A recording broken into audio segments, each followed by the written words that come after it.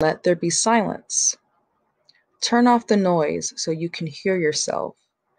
There are far too many distractions in our world, but we have the power to eliminate what's not catering to us. However, many of us don't do anything to get rid of the noise, and sometimes we become a part of it. We need to value the time when there is silence. So don't be afraid of what can be rewarding to you. You work, you listen to music, you watch TV, or have some type of sound on while doing your daily activities.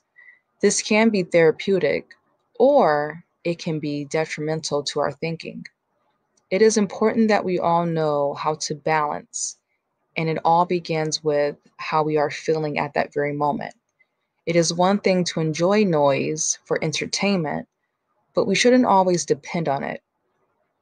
We have to learn to listen to ourselves. We are the masters of our own healing. Think about it. When you are working on something, what do you do?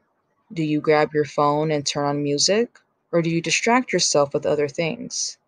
Try working on one thing at a time. Give yourself time and energy to work on you. You can do so much simultaneously, or you can do all of this thinking, but clouding yourself with more distractions.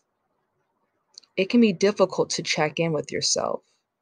Don't grab your phone or chat with your neighbor or coworker so you can distract yourself from your own thoughts.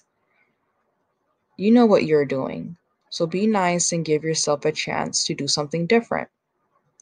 Any noise, music, TV chatter is a form of entertainment, but also remember that what we find entertaining can be a distraction. So practice taking the time to check in with yourself.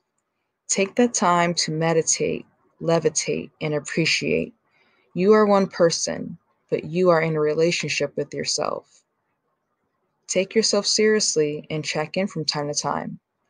Don't get lost in the midst of these distractions. The more you become distracted, the less you become you and become them. Check in, check out, and be you.